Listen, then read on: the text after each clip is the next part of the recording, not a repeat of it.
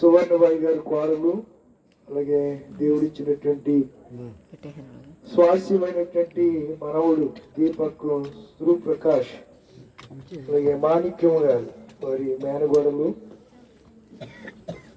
ఈ కుటుంబము ఈ రాత్రి తన దాసుని ద్వారా రెండవ రోజు శిలువజాన కూడికను వారి గృహం యొద్దనే ఏర్పాటు చేసుకోవడానికి 2026వ సంవత్సరంలో దేవుడు కృప చూపించాడు. ఒక ప్రాముఖ్యమైన సంగతిని నేను మీకు జ్ఞాపం చేయాలని ఇష్టపడుతున్నాను. 1993 ఇది 2026, 33 సంవత్సరాల క్రితం భస్మ బుధవారం రంజాను ఒకేసారి వచ్చే మరలా ఇదే రావటం. మరలా ప్రభు చిత్తం అయితే 2057లో మరలా భస్మ బుధవారము, అలాగే రంజాను ఉపవాస దినాలు ఎన్ని దినాలు? 30 దినాలు. ఈ శ్రమకాల మండల దినాలు ఎన్ని? 40 days. వాళ్ళకు 30, మనకు 40 దినాలు. అంటే ఇది చారిత్రాత్మక ఘట్టమని కొంతమంది బైబిల్ పండితులు వ్యాఖ్యానాలు చేస్తూ ఉన్నారు. ఇది సోషల్ మీడియాలో, print media and electrical media. Print media అంటే పేపర్, ఎలక్ట్రికల్ మీడియా అంటే టీవీ. అన్నిటికీ కరెంటే కావాలరా? టీవీ. తెలుసుకోండి, కొన్ని విషయాలు తెలుసుకోవడం, నాలెడ్జ్ ఉండాలి. అసలు టియో అంటేనే దేవుని గురించి తెలుసుకోవడం. దేవుని గురించి తెలుసుకుంటే దేవుని సృష్టి గురించి కూడా మనకు అర్థమవుతుంది. ఇవన్నీ దేవుడు ఈ సృష్టిలో నియమించినవి. దీన్ని ఏమంటామంటే నిర్ణయ కాలం అంటాం. ఏ కాలం? నిర్ణయ కాలం ఏర్పరిచి పొలిమేరలు ఏర్పరిచాడట. ఆ నిర్ణయ కాలంలో వెతికితే నేను ఏమన్నాడు? దొరుకుతాను అని చెప్పాడు. యాషావు దొరికే కాలంలో దీవెన పొందడానికి తండ్రి దగ్గరికి వెళ్ళాల.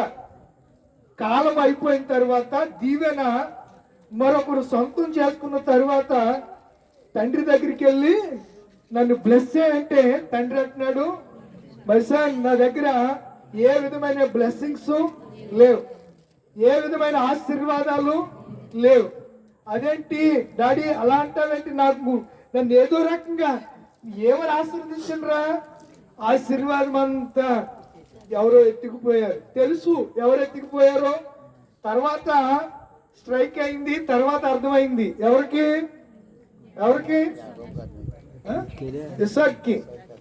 ఇస్సాక్కి తర్వాత అర్థమైంది. ముందు అర్థం కాల. ఎందుకు అర్థం కాలేదు చెప్పండి?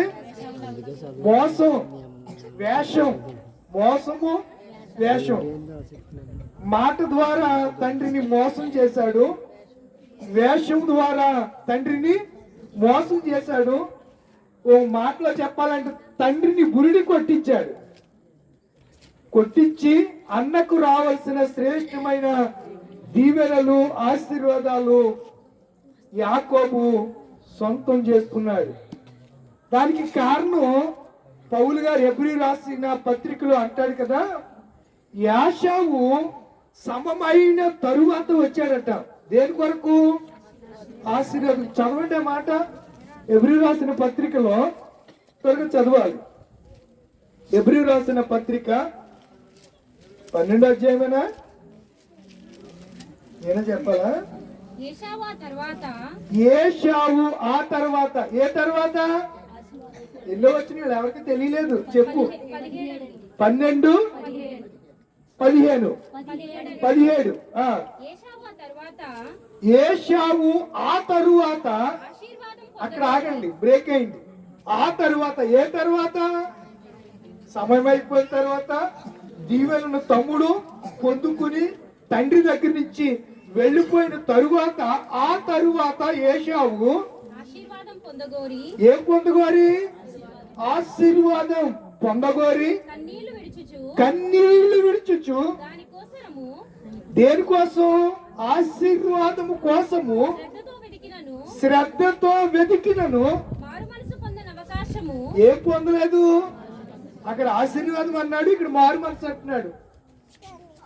అంటే మారు మనసు ద్వారా కూడా దేవుడు ఏం చేస్తాడు? ఒక మనిషిని ఆశీర్వదిస్తాడు. దొరకక చదవండి, ఎందుకు లేదా? మండుచున్నట్టు కొండకును అగ్నికిని కారు మేఘమునకును గాఢాంధకారమునకును తుఫానుకును బూరధ్వనికిని నేనేదో మ్యాజిక్ చేసి మిమ్మల్ని నేను ఆకర్షించలేదు. బూరధ్వని చేత లేకపోతే మాటల చేత నేను మిమ్మల్ని ఆకర్షించలేదు. నా మహిమను మీరు కళ్ళారా చూశారు.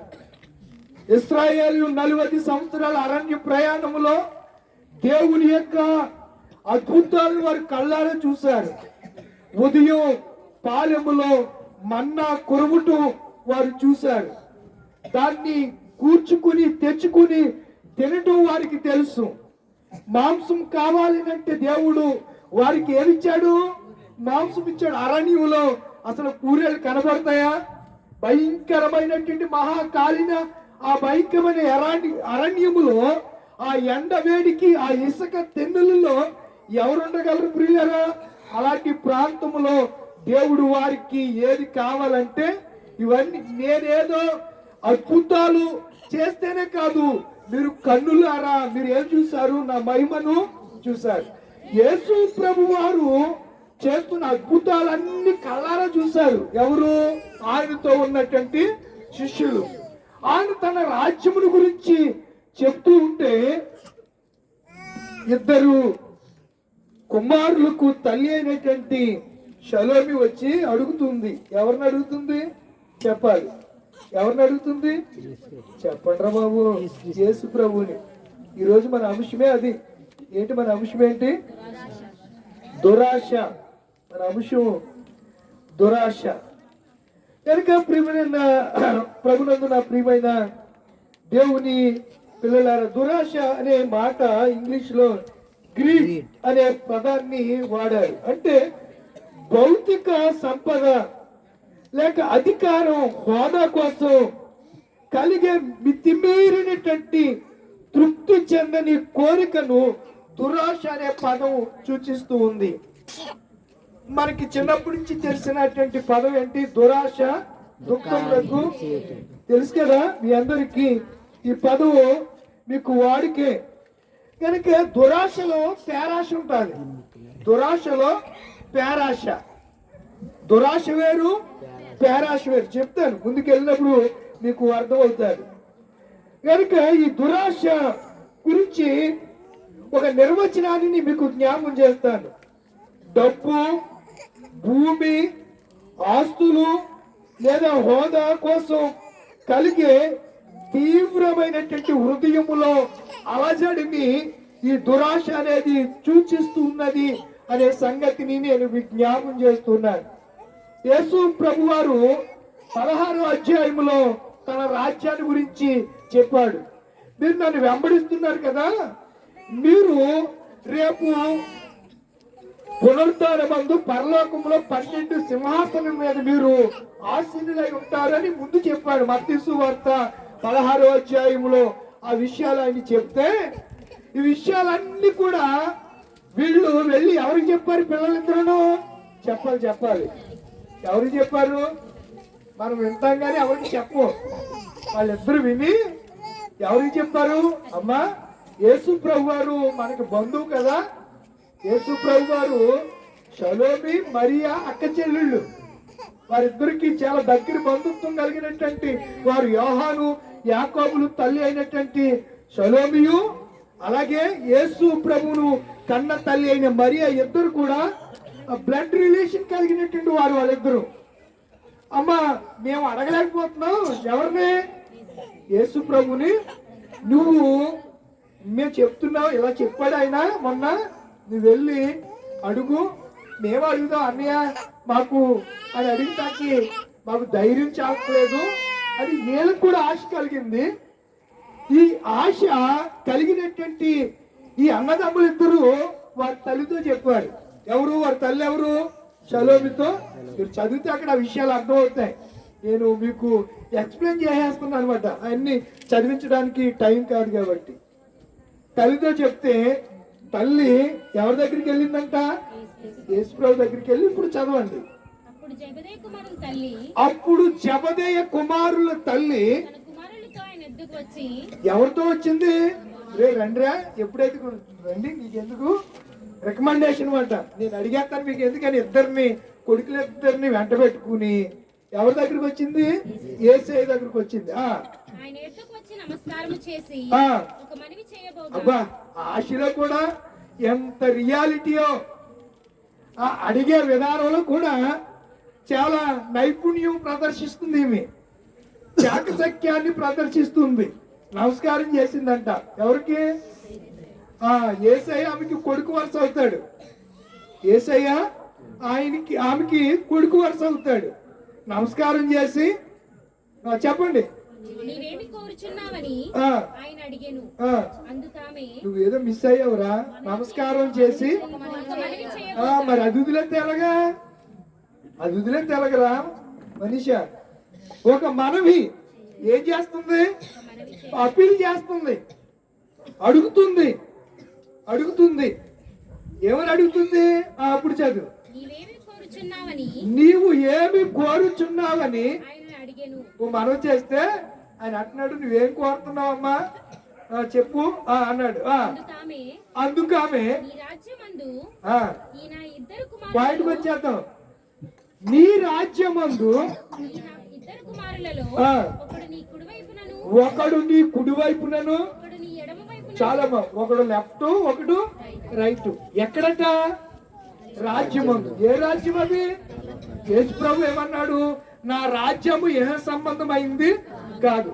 ఏ సంబంధమైన రాజ్యములో అధికార హోదాలు ఉంటాయి, కానీ నా రాజ్యములు అలాంటివి ఉండవు అని ఆయన చెప్పాడు. చాలా సార్లు వాళ్ళకి చెప్పినా వాళ్ళ ఆలోచన అంతా భూ సంబంధమైనటువంటి వాటి మీదే వారు మనసు పెడుతూ, భూమి మీద మేము గొప్పవారిగా ఉండాలి, గనులముగా పిలువబడాలి, అధికారం దర్పణం కలిగి ఉండాలి, అధికారం హోదా కలిగి ఉండాలి, అధికారము కలిగి మమ్మను గురించి ఆ నోట ఈ నోట కాదు 10 మంది మమ్మను ప్రశంసించాలి, మమ్మను గురించి గొప్పగా మాట్లాడుకోవాలి అని వాళ్ళ యొక్క ఆలోచన.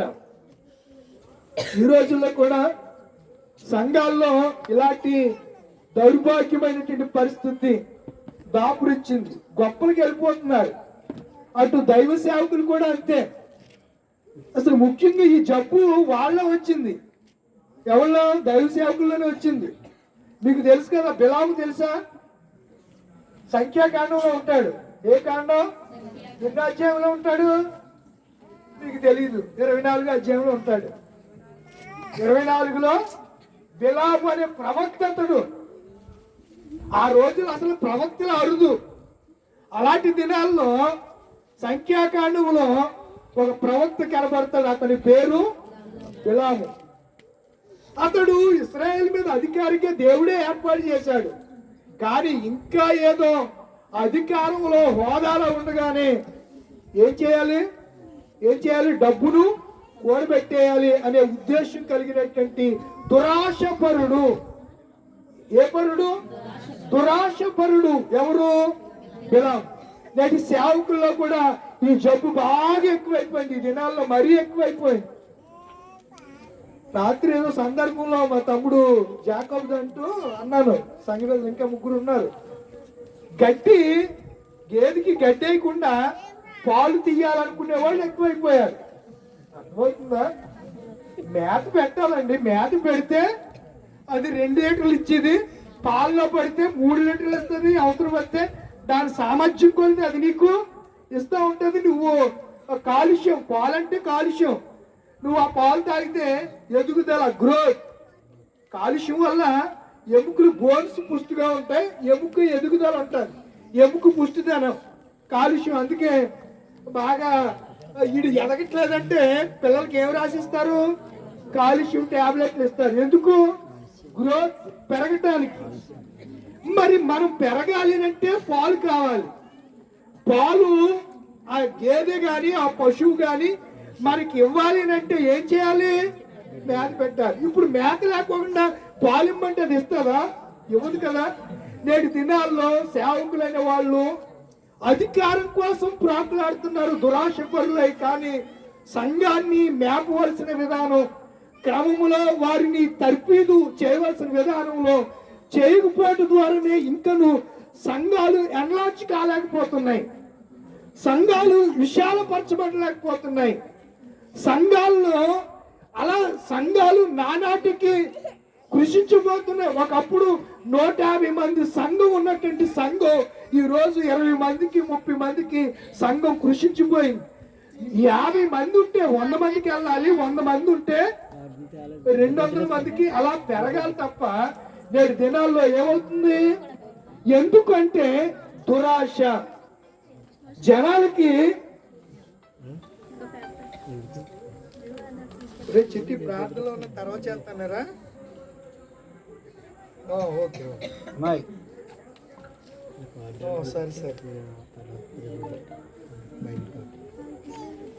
ఏం లేదు, నాన్నగారిది 26వ తారీఖు స్మారక కూటం ఉంది. దాని కొరకు ఫ్లెక్సీలకి వాటికి బ్యానర్ కోసం వాడు కలర్స్ ల్యాబుడు ఫోన్ చేశాడు. అది సంగతి. ఓకే, ఎవరో మాట్లాడతాను. మీకు తెలియాలి కదా ఇదేంటి మధ్యలో. ఇప్పుడు ఆడేమో అలా కొడతా ఉంటాడు. నేను ప్రసంగంలో ఉన్నాను, నేనేమో స్విచ్ ఆఫ్ చేయను. కారణం ఏంటంటే ఇంటి దగ్గర నుంచి ఏవో ఫోన్లు వస్తూ ఉంటాయి, కొంచెం ఇబ్బంది. మనకి ఎవరు లేరు కదా, నేనే కదా. అందుకని నన్ను అర్థం చేసుకోండి. ఇప్పుడు ఒకవేళ మాట్లాడినా మీరు అనియగా భావించరని. ఎందుకంటే మీరు అందరూ నా అక్క చెల్లెళ్ళు, అందరికి కావలసినటువంటి దేవుని ఆత్మీయులు. శారీరక సంబంధాల కంటే ఆత్మబంధం చాలా గొప్పది, విలువైంది. దానికి వెలకట్టలేం, చాలా అమూల్యమైంది. దేవుని ప్రేమలో మనల్ని దేవుడు ఈ రీతిగా క్రీస్తు రక్తం చేత మనల్ని అందరినీ ఒక గుడి కిందకి తీసుకొచ్చాడు, మనల్ని ఏర్పాటు చేసుకున్నాడు. మంచిది. ఎక్కడున్నాం మనం? దురాశ, గ్రీడ్ అనే ఈ పదాన్ని జ్ఞాపం చేస్తూ కొన్ని విషయాలు నేను మీకు జ్ఞాపం చేస్తూ బిలాం దగ్గరికి వెళ్ళాను. తర్వాత ఇంకొక వ్యక్తిని మీకు జ్ఞాపం చేయాలని ఇష్టపడుతున్నాను. ఆకాను మీ అందరికీ తెలిసిన వ్యక్తే. ఆకాను ఎక్కడుంటాడు? యెహోషువ గ్రంథంలో ఉంటాడు. ఏం చేశాడు ఆకాను? అంటే అతనికి ఏ ఆశ ఉంది? దురాశ. చెప్పాడు ఎవరు? యెహోషువ చెప్పాడు, నాయనా మనము ఏం చేస్తున్నాం? ఎరుకోను స్వాధీనం చేసుకుంటాం. కానీ ఎరుకో ఎలాంటిది? శబ్దమైంది కనుక అందులోంచి ఏ వస్తువు మీరు తెచ్చుకోవద్దు అని దేవుడు యెహోషువతో ముందుగానే ఇశ్రాయేలు ప్రజలతో చెప్పించాడు. అయినా దురాశ పరుడైనటువంటి ఆకాను ఏం చేశాడు? బంగారు కమ్మెను, షీనారు వస్త్రాన్ని తెచ్చుకుని గుడారంలో దాచుకున్నాడు. ఏ ఆశ ఉంది అతనికి? ఇంకో వ్యక్తిని పరిచయం చేస్తాను, చెప్పి 2-3 నిమిషాల్లో ఆ విశ్లేషణ నేను మీకు జ్ఞాపం చేయాలని ఇష్టపడుతున్నాను. ఇంకో వ్యక్తి ఉన్నాడు. ఆ వ్యక్తి ఒక సేవకుని దగ్గర పరిచారకుడిగా ఉన్నాడు, సర్వెంట్. మీకు ఇలా అనగానే మీరు గెచ్చి చక్కగా చెప్పారు. ఎవరు? గెహాజీ. గెహాజీకి దేని మీద ఉంది? డబ్బు మీద, బంగారం మీద, వస్త్రాల మీద. కొంతమందికి, నా అక్క చెల్లెలకి కొంతమందికి చీరలు పిచ్చి. ఏ పిచ్చి? వాడికి కూడా బట్టలు పిచ్చి. ఎవరికి? గెహాజీకి. ఎవరు రాకపోయినా బట్టలు కావాలని అడుక్కున్నాడు. ఎవరిని? నయమాన్ని. అసలు అడిగాడా లేదా? ఇప్పుడే వచ్చారు, ఎక్కడి నుంచోను. ఏం కావాలి? బట్టలు కావాలి, డబ్బు కావాలి. ఆడికి ఏ కోరికలు ఉన్నాయో, ఆశ ఏదైతే ఉందో అవన్నీ. జానశ్రీ గారు ఒక పాట రాశారు, ఏదో ఆశ నాలో నీలోనే జీవించాలని. మన ఆశ అంతా దేవుళ్ళో జీవించడానికి ఆశపడం, లోకంలో ఏదో పోల్ చేసేయాలి, ఏదో సంపాదించేయాలి అని అనుకుంటాం. ఆశ మంచిదే, గుడ్ డిసిషన్, మంచి నిర్ణయం. అత్యాశ ఉందే, దురాశ ఉందే, దేవుడు దాన్ని మాత్రం యాక్సెప్ట్ చేయడు. ఆశని యాక్సెప్ట్ చేస్తాడు. అడగమని ఆయనే చెప్పాడు, మీ ఆశ తీరునట్లుగా మీరు నన్ను అడగండి, నేను మీకు దాన్ని అనుగ్రహిస్తాను. అడుగు వానికి ఇయ్యబడును, అడగండి ఇస్తానన్నాడు. చాలాసార్లు మనం న్యాయబద్ధంగా అడగం. మన కోరికలు చిట్ట చేటంత ఉంటుంది. ప్రతి నెల కరెంటు బిల్లు ఇస్తాడు కదా, చెప్పరా, సర్వీస్ ట్యాక్స్ అని, ఆ ట్యాక్స్ అని, ఈ ట్యాక్స్ అని, అన్నీ కూడా మీరు ఆ చీటి చూస్తే అందులో కనబడుతూ ఉంటాయి. ఇప్పుడు ప్రతి చోట అలాగే ఇస్తున్నారు. డిమార్ట్కి వెళ్తే ఇంత పేపర్ ఇస్తాడు, విజేతకి వెళ్తే ఇంత పేపర్ ఇస్తాడు, రిలయన్స్కి వెళ్తే ఇంకా అందులో క్వాంటిటీ నువ్వేవేము కొన్ని ఎల్లోనే కుదురుకుంటారా, ఇది ఒకటి వేసుకుంటారు, బాస్కెట్ ఇచ్చుకుంటారు. ఇలా చూసుకుంటా ఏది అవసరం లేకపోయినా తీసుకుని బొట్టలు వేసుకుంటూ ఉంటారు. మనం అలాంటి ఇంట్లోకి వెళ్ళి కార్పొరేటర్ ఈ మాల్స్కి వెళ్తే మొత్తం ఇల్లు కొల్లే, జోబంతా, కానీ అవసరం లేని కూడా కొంటాం. నేనేం చేస్తాను తెలుసా, సంవత్సరానికి ఒకేసారి తెచ్చుకుని ఇంట్లో మానేస్తుంటా. ఇంకా మరలా నెల ఏదో చిన్ని చితకే కానీ మరలా వెళ్ళం ఇంకా షాప్ దగ్గరికి వెళ్ళే. అది చిన్నప్పటి నుంచి మా నాన్నగారు కానిచ్చి కూడా అదే అలవాటు. అంటే మిమ్మల్ని అలా మీకేంటంటే అడిగారు అంటారు బాబు, నేను అలా అంటలేదు, నా ఉద్దేశం అది కాదు. అంటే ఖర్చులు మనం తగ్గించుకోవడానికి, లేకపోతే మనం అలా వెళ్తే చూసింది అలా కన్ను అంటే ఏది చూసినా తృప్తి కలగదంట. కన్నుకి ఏదో ఆశ చూసింది ఎలా తెచ్చుకోవాలి. ఇంట్లో పక్కోళ్ళకి ఏదో ఉంది, నాకు అదే ఉండాలి అనే కొన్ని ఆశలు కొంతమందికి ఉంటూ ఉంటాయి. ఇలా చీరల ఆశ అని, బంగారం ఆశ. ఇవాళ బంగారం 10 కాసులు బంగారం 1,58,000 ఉంది. ఇవాళ బులియన్ మార్కెట్ 10 గ్రాములు. సారీ అయిపో, మీరు 10 కాసులు అనేటప్పటికి అమ్మో ఇంకా 10 గ్రాములు అనుభవం నేను. వీరికి ఎక్కడ తెలిసి చెప్తే బాగుండు, గమ్ము వెళ్ళి కొనేసుకుంటాం అనుకున్నారే. కాదు, సారీ. ఎంత 10 గ్రాములు 1,50,000. ఇంకా పెరిగిపోతుందంట, ఇంకా 2 లక్షలకి వెళ్ళిపోతుందంట. అంటే ఇతర దేశాల్లో బంగారం మీద ఇంత ఆశ ఉండదు, ఓన్లీ ఇండియాలోనే. అందులోకి ఈ తెలంగాణ, ఆంధ్ర రాష్ట్రాల్లో బంగారం పిచ్చోళ్ళు ఎక్కువ, బాగా ఎక్కువ. చాలా మంది ఈ బంగారం కొనేసుకుని మరి ఏం చేసుకుంటారు. బంగారం కూడా తుప్పు పట్టేస్తానని చెప్పాడు యాకోబు రాసినటువంటి పత్రికలో. బంగారం కూడా తుప్పు పడుతుంది అని చెప్పాడు. పడుతుందా బంగారం తుప్పు? చెప్పేంటిలా బాబోయ్, ఎందుకు పట్టదు? పడతాను కొన్నాళ్ళకి. మీరు దాన్ని అలాగే వదిలేసి మెరుగు పట్టించకపోతే బంగారం దాని మెరుపుదనం ఏమైపోద్ది, కోల్పోద్ది. అందుకని మీరు ఏం చేస్తారు, అప్పుడప్పుడు మీ చెవుదిద్దులు అయ్యి ఆ కుంకుడు కలిపోట్లోనూ, లేకపోతే అమ్మదీసి యాసిడ్ వేసారు కానీ ఇంకా తెల్లగా వచ్చేస్తుంది. యాసిడ్ అయితే మొత్తం కరిగిపోతుంది, బంగారం కలిసి నీటిలో కలిసిపోతుంది, మళ్ళీ మీరు దాన్ని తెచ్చుకోలేరు. ఇలాంటి ఆశలు మన అంశం. అది ఆశ, దురాశ. ఇది ఒక రకమైనటువంటి కోణం అయితే, రెండవ రకం అధికారం అనే దురాశ.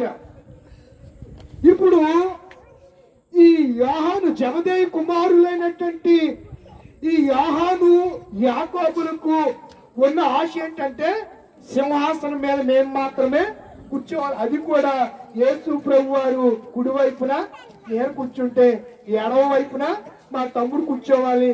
ఈడనుకుంటాడు తమ్ముడు, మా అన్ని కుడివైపు కూర్చుంటే నేను ఎడవ. ఇలా వీళ్ళిద్దరు అనుకుని వాళ్ళ అమ్మకి చెప్తే వాళ్ళ అమ్మ ఏం చేసింది చెప్పండి. యేసు ప్రభు దగ్గరికి వాళ్ళని ఎంట పెట్టుకుని వచ్చిందంట. ఎవరిని ఎంట పెట్టుకుని? కనీసం తల్లినే చెప్పాలి. అబ్బా ఇలాంటి తల్లులు ఉన్నందుకు చాలా వందనాలు చెప్పాలి. ఒరే అది మంచిది కాదు. యేసు ప్రభు గారు మీరే ఎవడైనా గొప్పవాడై ఉండాలంటే వాడు ఎలా ఉండాలి? పరిచారకుడై ఉండాలి అని చెప్పాడు కదా. అన్యజనుల్లో గొప్పవాడు వాళ్ళ మీద ప్రభుత్వం చేస్తారు, మీరైతే అలా ఉండొద్దని ఆయన చెప్పాడు కదరా అని చెప్పి కొడుకులకు చెప్పాలి. తగుదనమ్మా అంటే కొడుకులు తీసుకుని బయలుదేరింది. చాలా మంది అమ్మోళ్ళు అలాంటి వాళ్ళు ఉంటారు. పిల్లల మాట ఏది చెప్పినా అది తప్పు చేసినా కొన్ని సార్లు ఎవరన్నా మీ వాడు చెప్పవలే నీది నువ్వు చూసుకో, నీ కొడుకుకి సంగతి నీ ఇంట్లో చూసుకో అని చెప్పి ఎదురు సరే చెప్పింది కదా ఏదో నా క్షేమం, నా కుటుంబం, నా కొడుకులు, నా కూతురులు క్షేమం కోరి ఏదో చిన్న మాట చెప్పింది, అది అవునో కాదని కూడా ఆలోచించరు. అలా చెప్పి కూడా దెబ్బలాడుకునే వాళ్ళు ఉన్నారు కొంతమంది. అలా చెప్పడం వల్ల కూడా సమస్యలు వచ్చే పరిస్థితులు ఉంటాయి. ఇవి ఏమి ఆలోచించలేదు. కొడుకులు తీసుకుని ఎవరి దగ్గరికి వచ్చేసింది? యేసయ్య దగ్గరికి వచ్చేసింది. నేను ముగ్గురిని పరిచయం చేశాను. వాళ్ళ ముగ్గురు కూడా ఆ దురాశ బట్టి ఏమైపోయారు?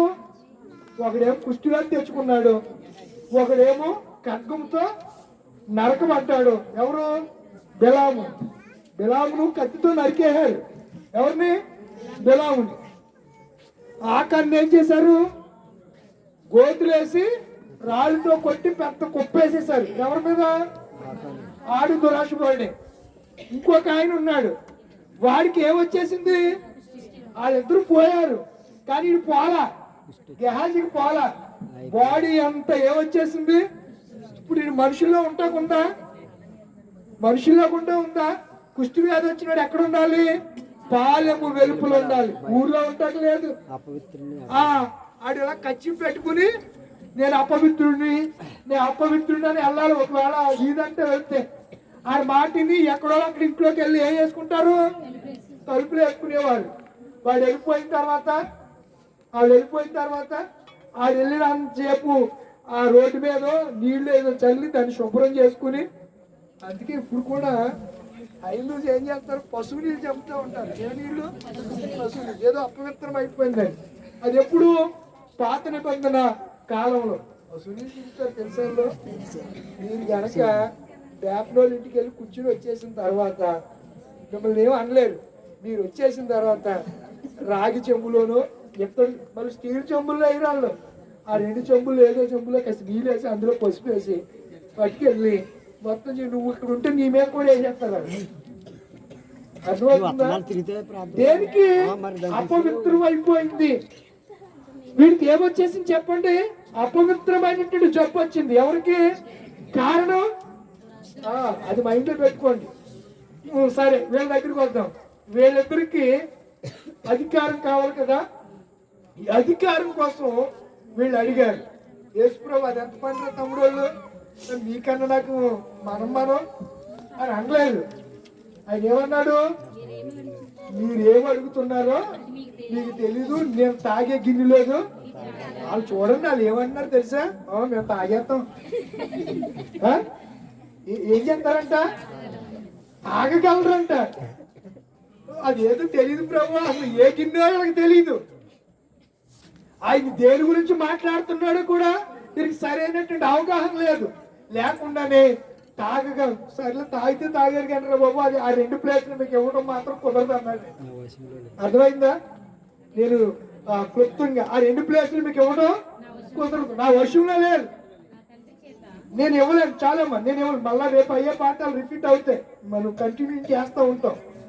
ఇంకా మీకు ఇవ్వడం కుదరదు. దీన్ని బట్టి, ఈ అంశాన్ని బట్టి మనం నేర్చుకోవాల్సింది ఏంటనగా, మనము భూమి మీద ఉన్నంత కాలము మనం అధికారాల కోసం, పదవీల కోసం, లేకపోతే అజమాయిషి కోసం కాకుండా దేవునికి వినయ మనస్కులై తగ్గించుకుంటే దేవుడు మనల్ని ఏం చేస్తాడు? తగిన కాలంలో మనల్ని హెచ్చిస్తాడు. దురాశ పరులు, పేరాశ పరులు దేవుని రాజ్యములో చేరారు అనే సంగతిని నేను మీకు జ్ఞాపకం చేస్తున్నాను. సరే, పాత నిబంధన వాక్యములో యెషయా ప్రవక్త ఏం చెప్పారండి? చూడాలి. ఏ నివాసులు? మీరు అధికారాల కోసం వాటి కోసం పాటలాడకండి. భూమి మీద ఉన్నటువంటి సమస్తమైన ప్రజలారా నా వైపు చూసి ఏం పొందాలి?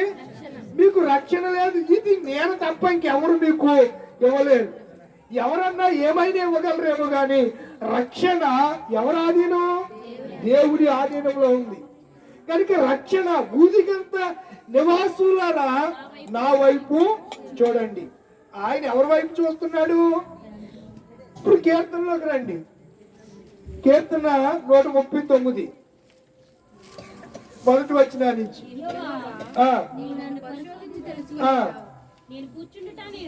పాత నిబంధనలు ఏమన్నాడు? మీరు నా వైపు చూడండి అన్నాడు. కీర్తనలో ఎవరి వైపు చూస్తున్నాడు? చూస్తున్నారని ఎవరికి తెలిసింది? చెప్పడానికి దావీదుకి తెలిసింది. రాసిన కీర్తన రాసింది ఎవరు?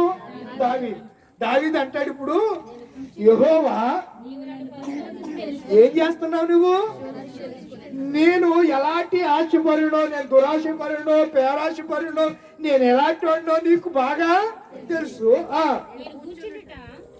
చూడండి ఎంత అద్భుతంగా ఆ కీర్తన రాశాడు. చూడండి, నేను కూర్చుంటుట, నేను లేచుట ఎలా తెలుసు ఆయనకి? చూస్తున్నాడు కనుకనే ఆయనకి తెలుసు.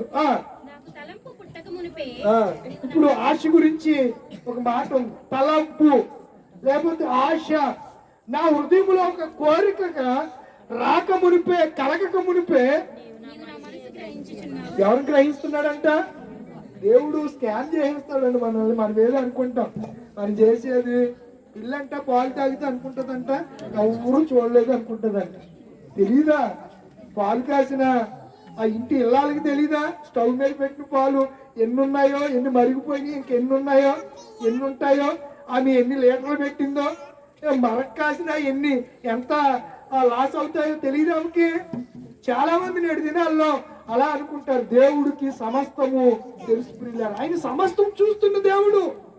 అందుకే దావీదు గారు అంటాడు కదా, నేను పండుకునుట, నేను లేచుట, నేను కూర్చుండుట, నేను ఎన్ని పదాలు ఉన్నాయి చూడండి. నేను నడుచుట ఉందా పదం కూడా? నా నడకను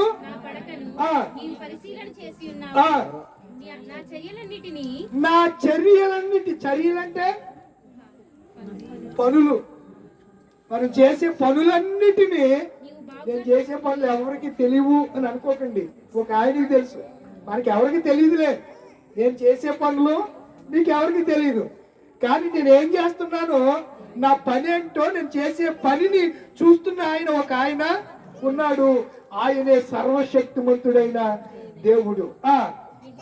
యెహోవా ఇంకా అంటున్నాడు. మాటల గురించి కూడా మాట నా నాలుకకు రాకమునిపే అది నీకు పూర్తిగా తెలుసును అనే ఈ పదాలన్నీ మాట్లాడుతున్నాడు. మనలో ఉన్నటువంటి ఆశలకు, కోరికలకు మనం ఏమయ్యాలి? కళ్ళు వేయాలి.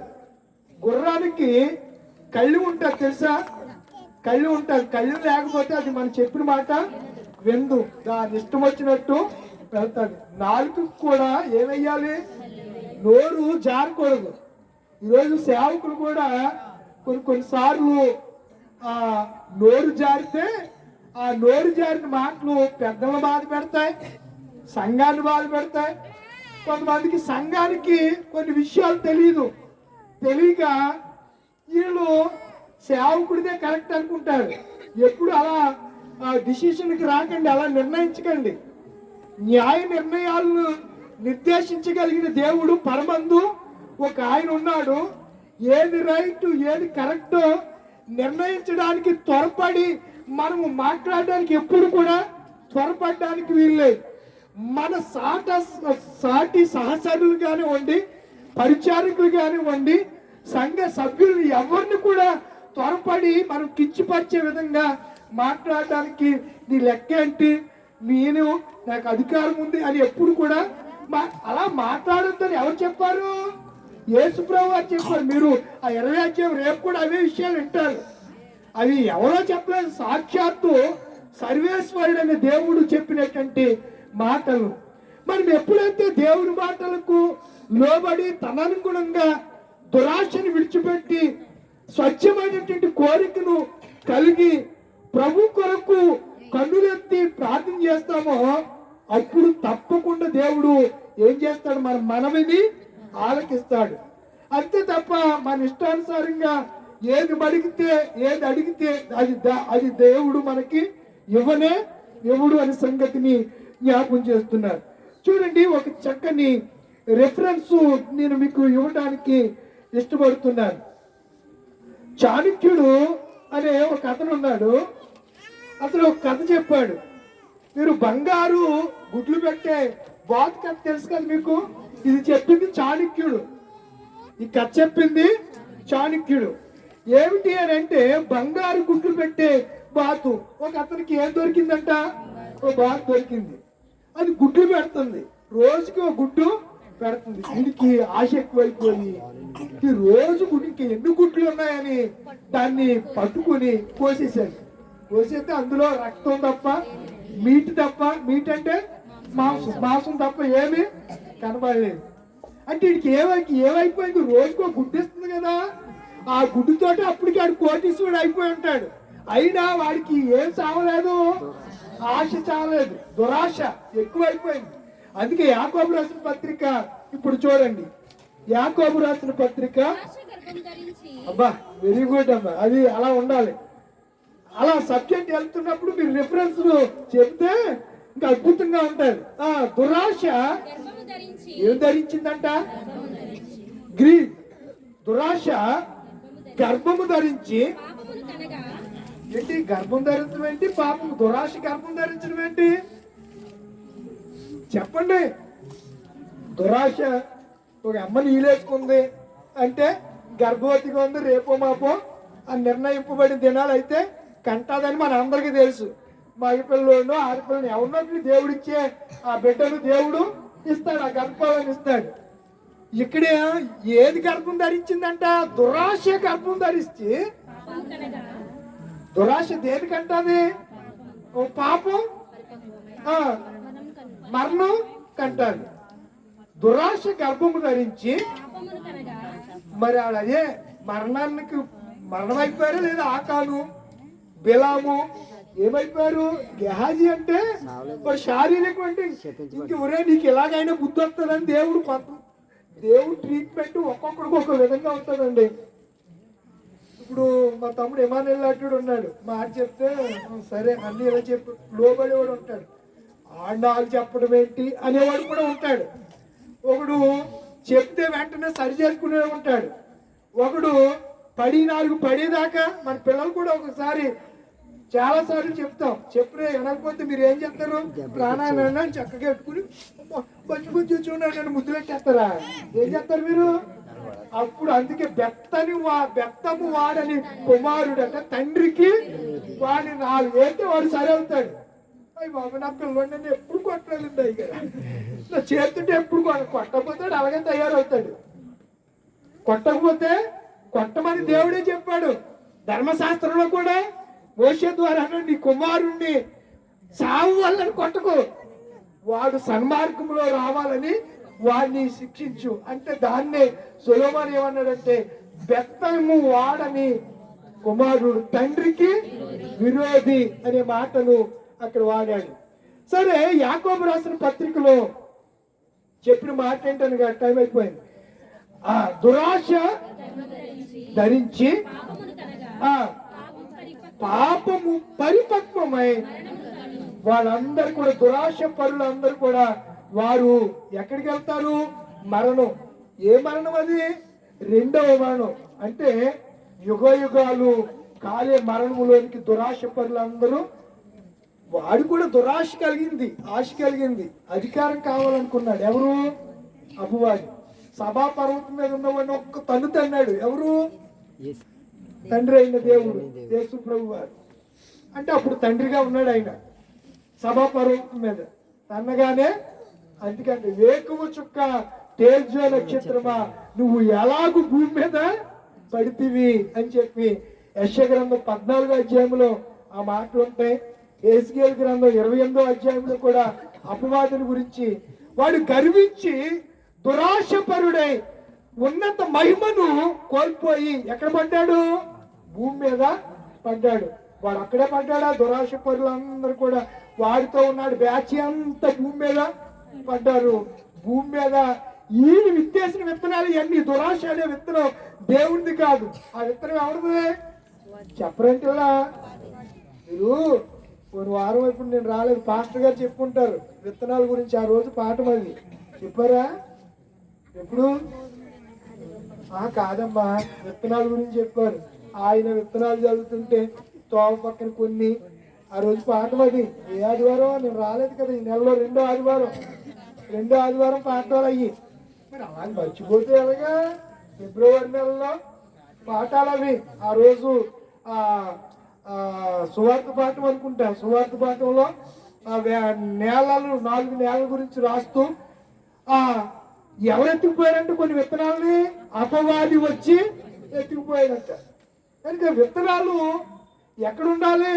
హృదయంలో ఉంటే మనకి ఇలాంటి ఆశలు కలగవు. అందుకే దావీదు, నేను పాపము చేయకుండానట్లు నీ వాక్యము నా హృదయములో. అద్భుతం కదా! హృదయంలో శూన్యత ఏర్పడిందంటే, హృదయంలో ఖాళీ ఏర్పడిందంటే ఆ ఖాళీని ఎవరొకరు పూరించేస్తాడు, ఎవరొకరు ఫుల్ఫిల్ చేస్తాడు.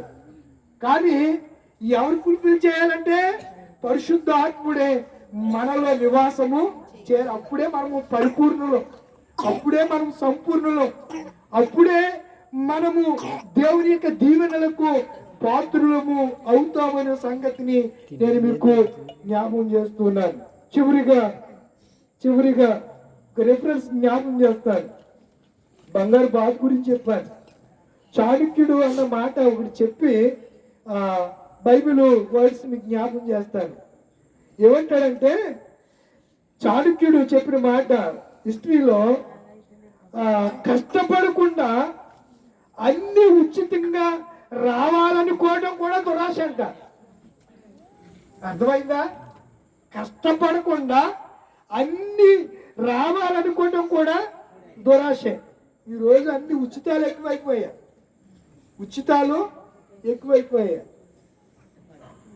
ఏది కూడా ప్రతిదీ ఉచితంగా. ప్రభుత్వాలు కూడా ఆడు ఉచితంగా నీకు 10,000 ఇస్తే 50,000 నీ మీద ట్యాక్స్ చేస్తాడు. నీకు తెలియదు. ఆడు 50,000 మనకి ఇచ్చాడంటే 4 లక్షలు లేపేస్తాడు మన దగ్గర. అంత ట్యాక్స్ మన మీద పడుతుంది. మన దగ్గర నుంచే కొట్టేసి మనకే ఇస్తాడు. ఇక్కడ అంటున్నాడు కదా, ఉచితాల కోసం. చాణక్యుడు చెప్పింది, ఉచితాల కోసము ఆశపడక నిజంగా కష్టపడి పని చేస్తే ఆ కష్టార్జితాన్ని దేవుడు ఏం చేస్తాడు? ఇది జెన్యూన్ గా, నీతిగా, నిజాయితీ కలిగినటువంటి కోరిక అని నేను మీకు జ్ఞాపకం చేస్తూ ఉన్నాను. అప్పుడు అంటే దేవుడు ఏం చేస్తాడంటే, నిశ్చయముగా నీ చేతులు కష్టార్జితాన్ని నీవు అనుభవిస్తావు. ఇంకా అన్నాడు కదా దేవుడు, ఇంకేం చెప్పాడు? నీవు 127వ కీర్తనలో యెహోవా ఇల్లు కట్టించని ఎడల, అంటే నువ్వు ఎప్పుడైతే ఇలా చేస్తూ ఉంటావో నీ ప్రయాసను ఆయన గుర్తెరిగి, నీ పనిని ఆయన గుర్తెరిగి నీకు పనికి ప్రయాసకు తగిన ఫలితాన్ని ఆయన ఇస్తాడు. కొన్నిసార్లు గురి లేకుండా పోరాడతాం. గమ్యం లేనటువంటి స్థితిలో మనం పయనిస్తూ ఉంటాం. అలాంటి పరిస్థితుల్లో దేవుని ఆశీర్వాదాలు ఎప్పుడూ పొందుకోలేము. నేను చెప్పాలనుకుంటున్న సంగతి, ఈ దినము దురాశ అనే అంశంలో చాలా రిఫరెన్స్లు ఉన్నాయి. పెన్ను పుస్తకం తెచ్చుకుంటే మీకు లాస్ట్ లో ఒక 10-15 రిఫరెన్స్లు ఇస్తే, వచ్చే సంవత్సరమో నేను వెళ్ళిపోయిన తర్వాత మరలా 4 సంవత్సరాలకి మరలా ఇవి వస్తాయి. అప్పుడు ఈ విషయాలు మీరు చూస్తే మీకు ఇంకా బాగా మనం నేర్చుకోవాలండి. అభ్యాసం చేస్తూ ఉండాలి. ఈ సిల్వజాన కుడికలు దేని కొరకంటే ఆధ్యాత్మికంగా పడిపోయి దిగజారిపోయి నిర్జీవమైన స్థితిలో నుంచి మరలా జీవం కలిగిన స్థితిలోకి రావటం, చిగురించటం. లెంట్ అంటేనే స్ప్రింగ్ సీజన్, అంటే వసంతకాలం, చిగురించటం. ఆకులు వాడిపోయిన చెట్టుని ఎవరు చూడలేరు, కానీ చిగురించిన చెట్టును చూస్తే హృదయం కూడా ఆహ్లాదభరితంగా ఉంటుంది. చాలా సంతోషం కదా. అలాంటి పరిస్థితిని దేవుడు మన నుంచి ఆశిస్తూ ఉండగా మనం ఈ లోక సంబంధమైన జీవన వ్యాపారంలో చిక్కుకొని మనం ఏం చేస్తున్నాం చెప్పండి? దురాశకు వెళ్తున్నాం. దురాశ దుఃఖమునకు చేటు అని పెద్దలు చెప్పినట్టుగానే చాలా సార్లు ఇలాంటి పరిస్థితులు గుండా వెళుతున్నాం. ఇప్పుడు మీరు అనొచ్చు, మరి ఆశ లేకుండా, ఆశ ఉండొద్దని నేను ఫస్టే చెప్పాను. ఆశ ఉండాలి, కానీ ఏముండకూడదు? దురాశ మాత్రము ఉండకూడదు. మనకు కలిగిన దాంతో మనం ఏం చేయాలి? అది అధికారమైన ఏదైనా సరే దేవుడిచ్చిన దాన్ని జాగ్రత్తగా మనము కాపాడుకోవాలి అనే సంగతిని నేను జ్ఞాపకం చేస్తున్నాను. ప్రభునందు నా ప్రియమైన దేవుని పిల్లలారా, దైవ జనాంగమా, ఆ ఇద్దరు వచ్చారు, తల్లితో పాటు వచ్చారు, అడిగారు. యేసు ప్రభు ఏమన్నారు? కుదరదు అని చెప్పారు. ఎందుకు కుదరదు అన్నాడో, వారి హృదయంలో ఎలాంటి ఆశ కలిగి ఉన్నారో ఎవరికి తెలుసు? మనకి తెలుసు. మనకి తెలియదు, కానీ ఎవరికి తెలుసు? యేసుకి తెలుసు. కనుకనే యేసు అది ఇవ్వటం సాధ్యపడదు అన్నాడు. కొన్నిసార్లు మనం అడిగినవి వెంటనే మనకు రాకపోవచ్చు. దేవుడు కొన్నిసార్లు తాను చేయాలనుకున్న కార్యాల విషయంలో కూడా ఆలస్యం చేస్తాడు. ఆలస్యం చేస్తే నిర్లక్ష్యం చేస్తాడని అర్థం కాదు, మర్చిపోయాడని అర్థం కాదు. దేవుడు చేస్తాడు, తగిన కాలంలో ఆయన చేస్తాడు. అప్పటి వరకు మనం ఏం చేయాలి? ఓపికతో, నిరీక్షణతో ఎదురు చూడాలి. ఇప్పుడు ఎవరి వైపు చూద్దాం? మనం సిలువ వైపు చూద్దాం. సిలువ ధ్యాన కూడికలో ఎవరి వైపు చూడాలి? యేసయ్య, సిలువేయబడినటువంటి యేసయ్య, మన కొరకు శ్రమలు అనుభవించినటువంటి యేసయ్య, మన కొరకు ఆకాశానికి భూమికి మధ్యన వేలాడిన యేసయ్య, పంచగాయములు పొందినటువంటి యేసయ్య, యేసయ్య సిలువ వైపు మనం చూద్దాం. సిలువను